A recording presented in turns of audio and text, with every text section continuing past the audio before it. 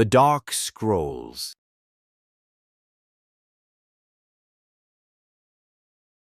It began with a whisper. In the pale corridors of St. James's Palace, servants exchanged glances, their eyes skimming over one another like shadows. The Queen, once fierce, once resolute, was fading. But it wasn't the sort of decline one might expect. No, Mary Tudor was not merely growing old. She was unraveling. And the air in the palace thickened, as though England herself was holding her breath. They called her Bloody Mary, a name not given in her presence, of course, but whispered behind doors and under cloaks. It was said with fear, with disdain, with awe. The name clung to her like soot, difficult to wash off, even in death. But Mary was no longer the queen of fire and fury who had sent Protestants to the pyres. In the autumn of 1558, she was the queen of decay. Her reign, like her body, had begun to rot. She lay in her chamber draped in red, though no longer the crimson of power. Her skin, once pale like fresh parchment, had darkened to a waxy gray. In patches it deepened further, ashen, bruised, as if death had started painting her long before the final breath. Her physicians whispered of imbalance, of bile and humors, of dropsical swellings and lingering fevers. But they didn't have words for the blackening of skin. They did not speak of curses. Mary herself refused to acknowledge the decay. She insisted it was temporary, that God was testing her, as he always had, and hadn't she suffered enough? Her ladies-in-waiting spoke little, but they stayed. They had watched her through phantom pregnancies and bleeding nights, through fits of melancholia and strange elation. Once she had believed she carried the heir who would secure the Catholic throne. Her belly had swollen. The court had celebrated. Bells rang in anticipation of a savior. But no child came, and when her womb flattened again, so did her spirit. Now, in the endless twilight of her bedchamber, Mary would sometimes reach for her belly and whisper to it. No one dared ask what she was saying. Outside, the wind howled through the chimney flues. London, stained with the soot of execution firesil and the sickly fog of disease, crept inward. Even the light that pierced the stained glass windows seemed subdued, as if the sun itself mourned. There were murmurs of what really ailed her. Cancer, perhaps, an infection that had eaten her from within. Some said it was punishment, a divine reckoning for the blood she had spilled. Her enemies claimed God had marked her, turning her skin black as a sign of corruption. But others, servants, old women with hands hardened from herbs and firelight, they whispered something different, that the queen was cursed, that when she reached into the realm of divine judgment, burning hundreds in the name of salvation, she had gone too far, that some soul, some innocent or some cunning, had cast a final spell upon her. And now the fire she had stoked for others was devouring her from the inside out. Mary's nights were restless. She called out to her mother, Queen Catherine of Aragon, whose ghost she believed waited for her in the shadowed corners of the room. Sometimes she saw figures dressed in black, faces turned away, standing near the hearth. When her ladies asked what disturbed her, Mary would simply shake her head and murmur, "They are watching." On one such night, as the wind screamed and rain lashed against the window panes, Mary awoke screaming. The black spots on her arms had spread to her chest. Her lips were cracked and bleeding, and she swore with eyes wide and wild, that she had seen flames licking the ceiling. But there was no fire, only the smell of something burning that no one else could sense. The physicians were summoned. They brought tonics and leeches, prayers and oils, but they could not stop the change. She was dying, and England waited, not with hope, but anticipation. Because Mary's death meant the rise of her half-sister, Elizabeth, the daughter of Anne Boleyn, the very woman Mary had been taught to loathe. Protestant, brilliant, dangerous, Mary knew the world would cheer for Elizabeth. that her own name would be buried under the weight of smoke and blood. She refused to let go. Not yet. And so she lay there, trapped in a war between body and spirit, between the visible and the unseen. She would drift into unconsciousness for hours, then jolt awake, clutching her rosary, mumbling Latin prayers in a voice too hoarse to echo. "I will not be forgotten," she whispered once, her voice a ghost of itself. "I will not be erased." But history is cruel, and death crueler. She had always been a child of sorrow. Long before the blackness crept across her skin, before the silent corridors and muttered prayers, Mary had tasted bitterness. Born to a queen discarded, raised amid suspicion and loneliness, her soul had learned to endure the cold. It was not the cold of winter, but of rejection. A royal father who dissolved her mother's crown, who severed her from legitimacy with the stroke of a pen. Mary Tudor had spent a lifetime clawing back what was hers. Now the great wheel turned once more. The very same crown that once pressed heavy upon her brow now seemed to burn into her skull. She wore it no longer in form, but in memory, and it mocked her, gleaming in the recesses of her consciousness like a relic from a life half-lived. Her mind drifted. Sometimes she thought she was a girl again, hiding in the corners of palaces, listening to distant arguments between her mother and her father's men.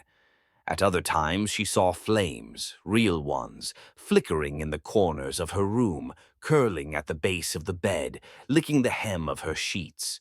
Once she awoke to the stench of singed flesh and turned her head toward the window. A figure was standing there, motionless, veiled in shadow. A woman in tattered gray.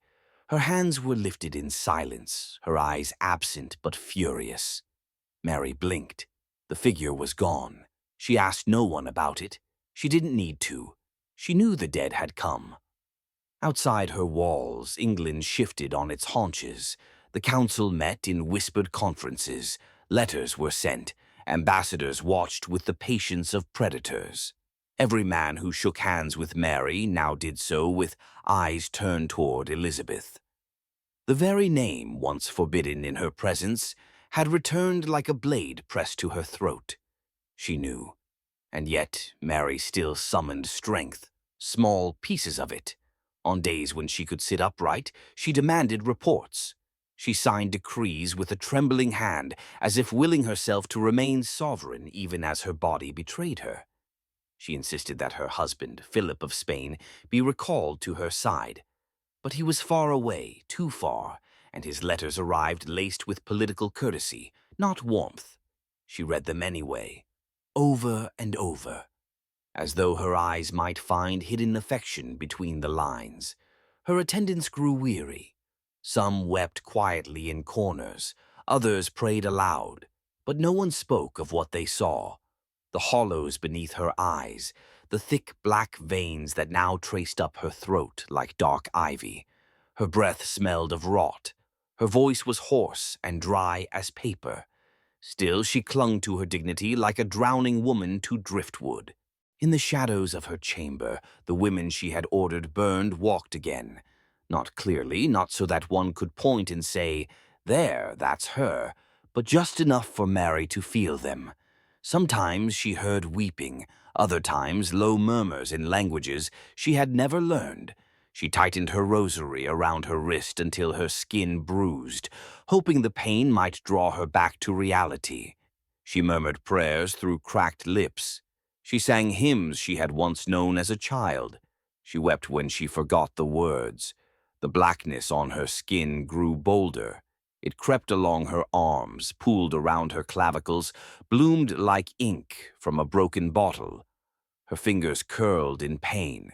Her stomach bloated. They fed her spoonfuls of broth laced with powders, herbs, and desperate hope.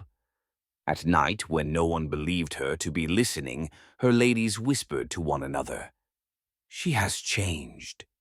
Do you think she can still be saved? What if it's not sickness?"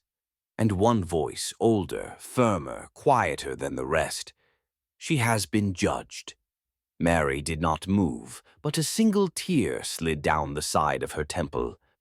By mid-November, the bells of London had grown hesitant. No one rang them for triumph. They rang slowly, each toll a question. Is it done? Is she gone? But Mary refused. Still she lived. Still she clung. On November 16th, a storm broke over the palace. Rain crashed against the windows. Thunder roared like some ancient beast awakening from beneath the Thames. That night, Mary sat upright for the last time. She demanded her crown be brought to her. When it arrived, carried by trembling hands on a velvet pillow, she reached out, slowly, painfully, and touched it. "I have kept the faith," she whispered. Her voice barely broke the silence. No one answered. No one dared. The next morning the wind had stilled, the rain had stopped, but the chill remained. Servants moved silently through the palace, faces drawn and pale. A hush had settled so completely over the stone walls that even the fireplaces crackled as if in mourning. In her chamber, Mary lay motionless, her hands folded over her heart. The skin across her face, chest, and arms was no longer flesh. It was charcoal, streaked with gray and blue. Her lips were black. Her eyes, sunken and lifeless, stared upward at something no one else could see. The Queen of England was dead, and yet some swore the room still held her presence. The air refused to lift. The shadows seemed longer, and beneath the silence, one might hear the faintest echo of a woman whispering in Latin, begging a god who had never answered her in life to take pity on her in death. They buried her beneath the stones of Westminster Abbey with all the ceremony of a sovereign, but the air was uneasy. The great bells tolled not in triumph, but in trembling. Black drapes hung heavy across the walls, soaking in the dim November light like ink on old linen. The crowd stood in silence, but it was not mourning. It was something colder, something closer to relief. The crown passed to Elizabeth without resistance, as if the kingdom itself had been holding its breath, waiting for the weight of Mary's reign to dissolve into soil. One sister replaced the other, youth chasing out the ghost of blood and fire, and just like that, Mary Tudor, Queen of England, faded from the stage of history. But something lingered. For years after her burial, strange stories echoed through the abbey walls. Monks reported whispers near her tomb, prayers spoken in voices no longer living. A guard once fainted upon seeing the figure of a woman dressed in red, standing silently before the altar, her face blackened, her lips cracked open as if mid-prayer. They sealed her tomb beside her sister, Elizabeth, in a grave marked with one cruel line: partners in throne and grave, but not in memory. Time rolled forward.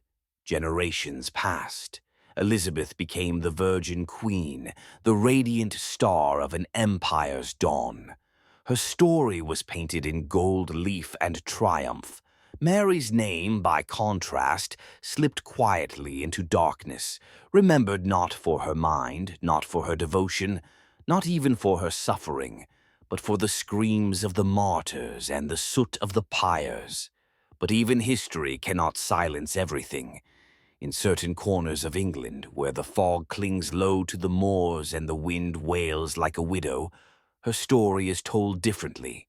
There, they speak of a queen who was born in betrayal, raised in sorrow, and ruled with the iron desperation of one who had been denied everything. They say she burned not out of cruelty, but out of fear, not for power, but for justice, twisted though it became. And they remember how she died, her skin blackened, her body bloated, her spirit hunted, as if England herself rejected her, as if the land had spat her out. But there's one more thing they say, that Mary never truly left.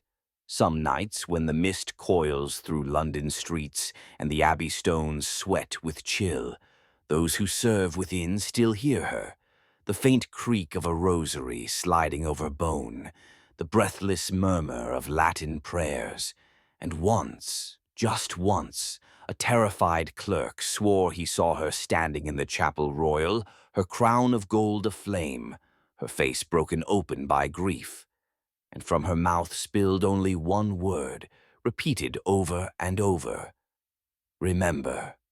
The records claim the clerk fled the city that night and never returned.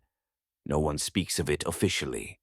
But sometimes when England burns with new wars, new trials, new reckonings, some say it is not the future haunting the nation. It is the past, the woman who would not be erased, the queen of smoke, the queen who died praying, blackened by her own sorrow, swallowed by her people's fear, and still waiting in the shadows for someone to finally say her name, not with hatred, but with understanding. And so ends the story of Mary Wai. But if you listen, truly listen, you might still hear her breathing beneath the stones. And if you ever feel the sudden chill of regret, the cold brush of forgotten grief, or the fire of belief turned against itself, perhaps it is her, still watching, still whispering, still waiting. Thanks for watching. Subscribe for more.